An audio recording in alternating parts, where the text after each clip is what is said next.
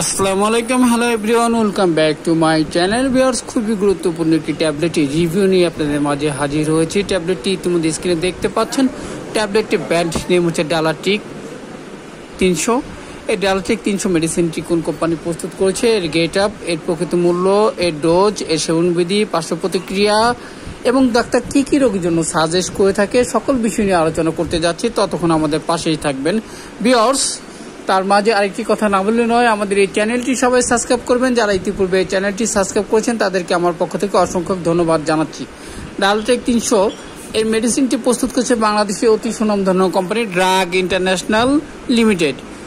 ডালাটিক 300 এর generic name হচ্ছে clindamycin 30 milligram, clindamycin hydrochloride monohydrate USP হিসাবে।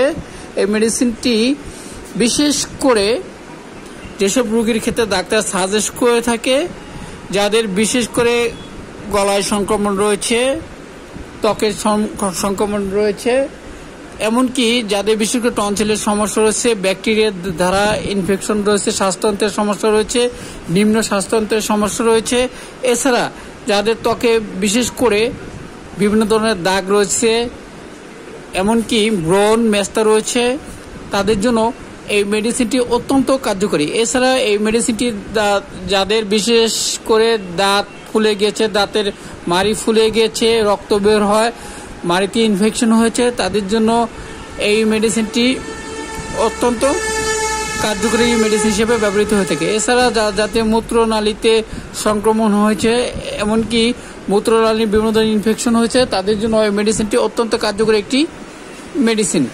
এই মেডিসিনটি বিশেষ করে ব্যাকটেরিয়া দ্বারা সংক্রমণের ক্ষেত্রে ডাক্তার সাজেস্ট করে থাকে, অর্থাৎ ব্যাকটেরিয়া দ্বারা বিভিন্ন ত্বকে এমনকি শ্বাসনালীতে বিভিন্ন স্থানে সংক্রমণ হতে পারে, তাদের জন্য এই মেডিসিনটি খুবই উল্লেখযোগ্য ভূমিকা হিসেবে কাজ করে থাকে।